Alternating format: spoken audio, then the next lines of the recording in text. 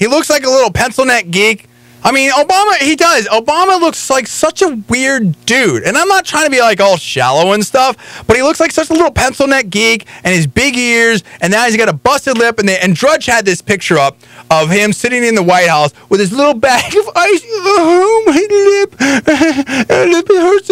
Oh, gosh, they caught me on the camera. Oh, I'm so mad. Oh, God, my lip. Now, someone...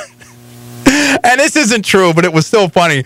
On one of our videos on YouTube, if you go to Conservative New Media and you type in that, you'll come up with this video that I did last night on the Obama lip. One of our big supporters, Hawker Mustang, put down there, hey, what if it's all a cover-up and Michelle gave him that fat lip with 12 stitches? Now that, I know it's not true, but that is funny, and I wouldn't disbelieve that if it was a different circumstance. I mean, we know what happened here. The Secret Service there, everyone saw whatever like that, but that still was funny. Michelle was tougher than Obama, and I guess that's what we're getting at with this whole thing. We're not trying to like just make fun of the guy, but it's like, look, the world's a dangerous place now, and we have Russia and China saying they're getting off the dollar and they're doing their own thing, but then we also have like North Korea and Kim Jong-il firing artillery or whatever at South Korea. Hey, look, they've got the DMZ over there. We fought a war in Korea, okay? That's serious stuff. And now, South Korea is really upset, and their major general has said, look, you know what? They're going to get retaliation 100-fold or 1,000-fold, and we've got all these things going on, and tensions rising, and economic instability here. And meanwhile, Obama's such a wimp. I mean, I was watching this Sarah Palin show on the Alaska show. It's phenomenal. It's awesome. I mean, you really get to see all kinds of stuff with Alaska. It's really not even political at all. It's about her and her family and, frankly, Alaska. It's beautiful. So anyway, Sarah Palin was out there, and she was salmon fishing. She was up against the grizzlies right in their face, and she was also the halibut fishing and slamming, hauling the halibut in and slamming him and cleaning him. And she was doing, like, serious, hard work. Could you really see Obama doing that? Could anybody see Obama doing that? I can't see Obama doing that. And Sarah Palin is far tougher than Obama. And to me, it means something. I mean, Ronald Reagan was a tough dude, okay? I mean, he was an actor. Hey, dude, that guy was a tough dude, and he said it like he meant it. He took what? I mean, how many bullets from Hinckley? And he bounced back, and he was out there doing his thing. I mean, he's a serious dude. Hillary, frankly, is tougher than Obama. And to me, I'm not trying to be shallow about it or, big macho about it, but it kind of means something. When you need a leader, it's all well and good to have this intellectual, wimpy, milquetoast thing when everything's cool. But when the blank hits the fan, you need a leader, man or woman. I mean, Margaret Thatcher was a tough leader, and she was way tougher than Obama. Golda Meir was a tough leader and way tougher than Obama. Bhutto was a tough leader and way tougher than Obama. God rest her soul. She took a bullet for her toughness. But I mean, what's up with Obama, dude? He's so weak, dude. I just think it says something. And and Paul, doesn't this get to kind of what Obama's character, in my personal opinion? It's like this guy loves to stagecraft everything, and he was so great at hoops, and he was playing North Carolina, and he's such a great basketball player, a great baller, a hoopster. And they're all just kind of standing there, not playing defense at all. It's almost like they're props. And here he has a pickup game with him and some of his boys on Thanksgiving, and they actually, like Dave was saying, actually played against him, and he got punked. I definitely agree with what Dave was saying. I certainly, for playing a lot of street basketball myself, you don't apologize. That was just sarcastic on my take, because it's like, that's the one. You can't touch him. Right, and look, our local Van Pelt here, who I don't know if we want to name him or not, if he wants us to name him, whatever like it, but he's doing some good work in the chat room, and he brought up a good point, which is Obama throws like a girl.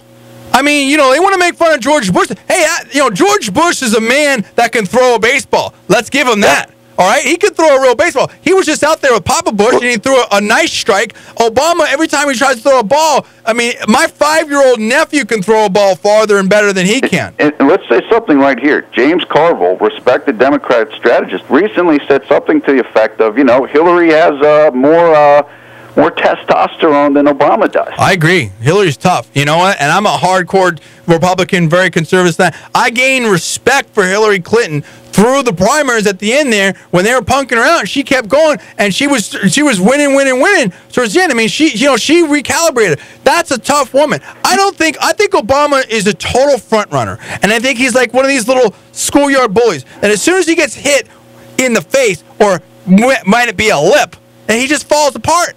I cannot see Obama in that. I remember what you're talking about in Alaska when they were there, right in Sarah Palin's Alaska. Wow. They were right there by those bear. I mean, Obama would probably, what would he do? He would freak out. You know what he would do? He would be lunch.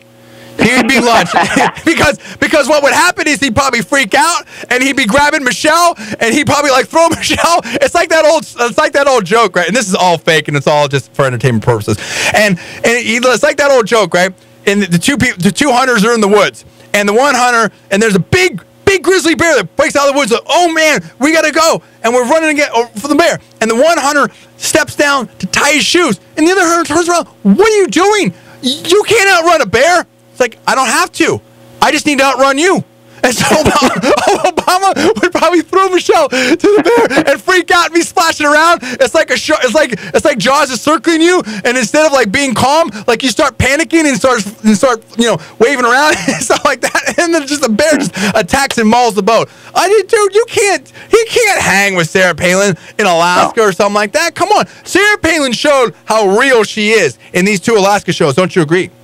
I do agree with that. I mean, she's shown what she's all about. It's kind of a metaphor in the sense that Sarah Palin is more connected to real life, real down, salt of the earth, gritty, whereas Obama's kind of always been that urbane, removed, sophisticate. Now, see, you hit the nail on the head right there. When she went to the halibut thing and was talking about the cleaning plant, this, that, yeah, there's shouldn't some fields, but the way she was dealing with people, they knew her, she knew the plant, she knew how to do this stuff. I mean, yeah, she had to be taught a little bit of this, but you could tell she's worked the line. She's worked the slime line. She's worked it. This is not a joke. This is not a fake. Unlike a lot of political candidates like John Harry, when he dons those hunting clothes and he goes out there to hunt some ducks or whatever he was hunting, and it's a scam and it's a fake and it's a put on and it's a ruse, in my personal opinion. Sarah Palin is very, very real, and there's so many people that are trying to stop her, and it's like trying to stop a freight train. Good luck with that one. Yeah, look, her and Todd, her husband, they do commercial fishing. They do this. They live this. And Todd's a real cool dude. You can see that first dude. He's doing his thing. He's great with the gun. He's great with the fishing. I mean, and whatever you want to say about Sarah Palin, they have a loving family, and they're cool people. And look, whether she can win or not, who knows? If she wants to run, let her run. Let the voters decide, and we'll see how it all goes, Van Pelt. Just chill out a little bit. Let's see what's up with that. Hey, quickly on this North Korea thing, on a scale of 1 to 10, how bad do you think it is? Do you think that this is just saber rattling from Kim Jong-il to kind of prop his transition of power over to his son? But I mean, and regardless of that, how upset do you think that the South Koreans are? I mean, we've done some videos on it, and we've gotten strong reaction. I mean, this is getting sort of serious, I think. I think the South Koreans are very upset. We did one of the first videos on this story when it broke about the artillery shelling of Pyongyang, the island, Yongpyong, excuse me. And I hate to say this, I hate to use this point, but it's just what it seems like to me. This almost seems like a frat party joke by Kim Jong-il. Like they're hazing the sun, or they're hazing their enemies for the sun. The bad thing is people die because of that. This seems like a joke to them, but it's very real. Hey, I agree with you. Dave, I think we're getting some progress. We've got our Van Pelt here in the chat room who's basically saying that Sarah's his choice, number 1, and number 2, that he always votes for the most conservative candidate. We're getting to him out there. We're slowly. Do you see there's a method to the madness? There's a method to the madness, and we're going to move this party into more of a practical conservatism and whatnot, and be a little bit more open. Hey, we all got to rally around in California and work together to be able to beat the Democrats. If this last election didn't show that, nothing has. I'll work with anybody. I don't care. Tom Dubba, Harmer, whatever, in terms of trying to win and do it the right way. But we can't have what's been going on before, and this, in my personal opinion, this insiders club and this cookie cutter campaigns that just don't work. We got to work with everybody and get it going on.